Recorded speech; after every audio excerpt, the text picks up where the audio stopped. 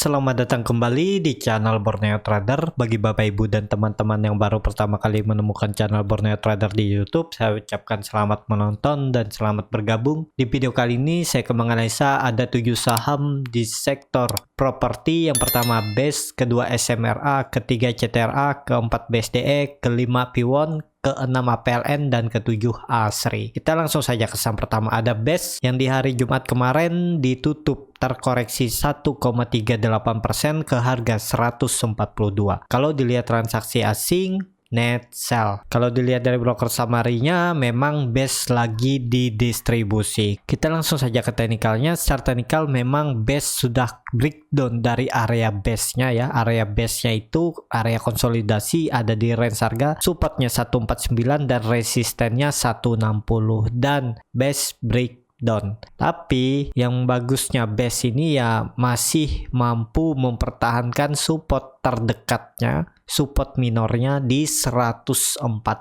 yang sudah beberapa kali di reject ya. Dari 28 Agustus 2020 BES tidak pernah tutup di bawah 140, selalu bertahan di atasnya. Ini berapa kali, dan juga di Januari dia membuat pola Morningstar dan akhirnya rally lagi 168 ya. Semoga ini dipertahankan, tapi kalau misalnya BES hari Senin tutup di bawah 140, potensi arah ke 133 supportnya. Jadi kalau mau aman, BES minggu ini harus breakout lagi atau kembali ke atas 150. Seperti itu untuk BES. Kalau dilihat dari indikator MACD mengarah ke bawah, membentuk dead cross, bercat di bawah 0 juga terbentuk, dan beberapa kali membuat candle rejection, harusnya ada rebound. Tapi berlanjutnya enggaknya ya nggak tahu apakah skenario-nya seperti ini. Minggu ini dia rebound tapi cuman sampai 149 terus gagal breakout terus ke bawah untuk melanjutkan penurunan. Bisa aja polanya seperti ini ya, karena targetnya memang BES ini kalau mau ideal beli itu di 133 karena itu dulunya resisten konsolidasi BES. Nah, dia bergerak sideways dari Juni 2020 sampai Agustus 2020.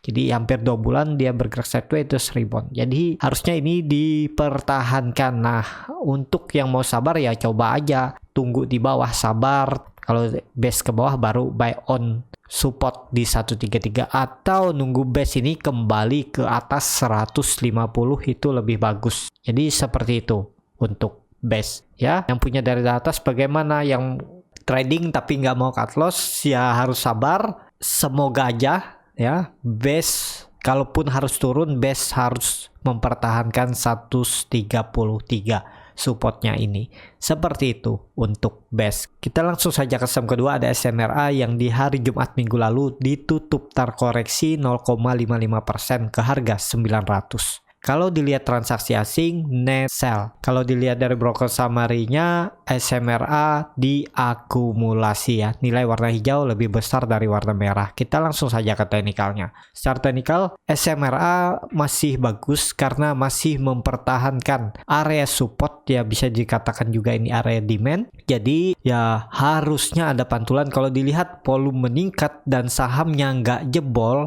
walaupun tutupnya hari Jumat di bawah harga penutupan hari Kamis, asalkan minggu ini SMRA hari Senin nggak tutup di bawah 900 cukup aman. Tapi kalau hari Senin SMRA melanjutkan penurunan, arahnya bisa sampai targetnya ya 840.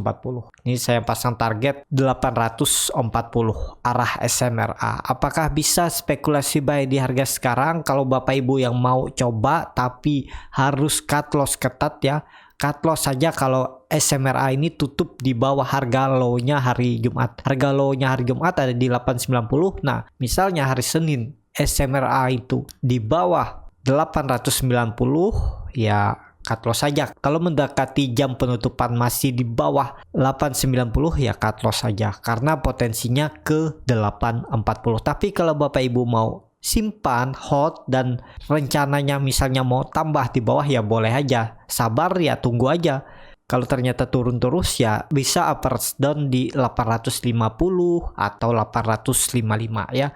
Dengan skenario kalau ternyata itu juga dijebol ya harus cut loss, kalau nggak mau cut loss harus siap dibawa sampai EMA 200 garis merah ini di 775 seperti itu untuk SMRA. Tapi semoga hari Senin besok SMRA bisa membuat candle hijau, apalagi kalau tutup di atas 920 potensi bagus, berarti SMRA mau mempertahankan supportnya 900 seperti itu untuk SMRA. Kita langsung saja ke saham ketiga, ada CTRA yang di hari Jumat minggu lalu ditutup terkoreksi 2,28% ke harga 1070. Kalau dilihat transaksi asing net sell. Kalau dilihat dari broker summary-nya, CTRA didistribusi. Kita langsung saja ke teknikalnya. Secara teknikal, CTRA juga di area supportnya ya, supportnya itu ada di 1070 sampai 1080, dan itu kalau dijebol atau di breakdown arah CTRA bisa terdekat ke 1000, dan kalau tetap melanjutkan penurunan ke EMA 200-nya di 940. Ke situ arah CTRA. Tapi kalau dilihat ya, CTRA ini walaupun membuat swing low, semoga aja ya CTRA masih mempertahankan supportnya 1070 ini ya. Ini berapa kali di reject ya.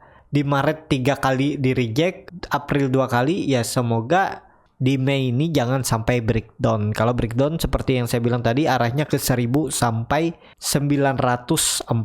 Semoga aja CTRA hari Senin bisa rebound dan minimal tutup di 1100 cukup bagus. Bisa melanjutkan kenaikan dan menuju ke resistennya di 1160. Jadi seperti itu. Untuk CTRA juga sekarang ada di area support konsolidasinya yang terbentuk dari Februari 2021. Range sideways konsolidasi CTRA itu supportnya 1070 dan resistennya 1250.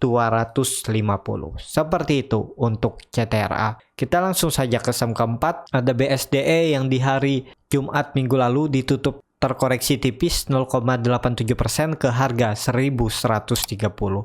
Kalau dilihat transaksi asing net sell. Kalau dilihat dari broker summary-nya, BSDE memang lagi didistribusi. Kita langsung saja ke teknikalnya. Secara teknikal, BSDE cukup bagus karena masih mempertahankan supportnya 1120 dan juga itu support range konsolidasinya yang terbentuk dari 31 Maret ya. Ini dia konsolidasi di range harga supportnya 1120 dan resistennya 1200. Jadi kalau sampai 1100 itu dijebol, arah BSDE ke 1040. Jadi dari harga sekarang potensi kerugian kalau nggak mau cut loss masih bisa sampai 8% ya, pertambahan floating loss-nya. Ya semoga aja BSDE hari Senin harusnya bisa rebound. Kalau bisa tutup di minimal 1150 cukup bagus. Apalagi bisa tutup di 1160, potensi besar BSDE mengarah ke resisten sideways-nya lagi 1200. Dan BSDE ini akan lebih bagus kalau sudah confirm breakout 1200. Ini terlihat 2 minggu lalu beberapa kali nguji 1200 terus gagal terus, ya akhirnya dia koreksi. Ya semoga aja minggu depan ada potensi bagus, IHSG juga rebound dan BSDE bisa kembali ke atas dan kembali menguji 1200 lagi, dan bagusnya lagi kalau bisa confirm breakout 1200. Itu kuncinya BSDE kalau mau melanjutkan kenaikannya. Ini terlihat kan beberapa kali di reject, bahkan di histori-histori sebelumnya juga gagal terus breakout 1200. Seperti itu untuk BSDE. Kita langsung saja ke saham kelima, ada Piwon yang hari Jumat minggu lalu ditutup di harga 505 sama harga penutupan pada hari sebelumnya. Kalau dilihat transaksi asing, net buy. Kalau dilihat dari broker summary-nya, Piwon didistribusi. Kita langsung saja ke teknikalnya. Secara teknikal, Piwon juga cukup bagus karena Piwon ya masih bertahan di area konsolidasinya dan tutup di pertengahan. Jadi minggu ini semoga aja ada sentimen bagus, news positif, dan Piwon bisa kembali menguji 520. Apakah bisa spekulasi buy di harga sekarang? Ya kalau Bapak Ibu mau cut loss di bawah 490 ya boleh-boleh aja. Target terdekat 520 ya. Tapi kalau itu mampu di breakout, ya ini P1 bisa masuk lagi. Nah, ya ini kalau ditarik, memang kalau dari bawah P1 sudah breakdown dari pola bisa dikatakan symmetrical triangle ya. Dan ini dia mencoba naik lagi. Dan memang kuncinya 520. Kalau bisa confirm breakout 520, potensi besar P1 tren jangka pendeknya nggak ke bawah lagi ya. Dia akan mengarah ke atas terdekat ke 550, bahkan bisa sampai 580 dan 600. Ini kuncinya juga ya. 520 harus di confirm breakout. Seperti itu untuk P1. Kita langsung saja ke saham ke-6, ada APLN yang di hari Jumat minggu lalu ditutup terkoreksi 1,31% ke harga 150. Kalau dilihat transaksi asing, net sell. Seminggu kemarin juga asing terus net sell. Kalau dilihat dari broker summary-nya, memang APLN didistribusi. Kita langsung saja ke teknikalnya. Secara teknikal, APLN ya sekarang ada di area kritikal ya, karena di situ juga ada area base atau area demand, juga support, dan juga di situ ada EMA 200. Jadi kalau sampai jebol 145, APLN bisa sampai target saya ya 125. Itu target penurunan APLN kalau jebol dari 145. Seperti itu untuk APLN. Apakah bisa spekulasi buy di harga sekarang? Ya kalau Bapak Ibu mau coba spekulasi buy, cut loss saja di 144 atau 143 sekitar 4,95%, dan target profit terdekat 160 sekitar 6,35%. Seperti ini bisa skenario-nya. Kalau Bapak Ibu mau modifikasi, mau ubah, silahkan. Yang penting bisa cuan ya. Karena nggak ada yang harus sama di market, nggak ada ilmu pasti ya. Jadi seperti itu untuk APLN. Kita langsung saja ke saham terakhir. Ada ASRI yang di hari Jumat minggu lalu ditutup auto reject bawah ke harga 168.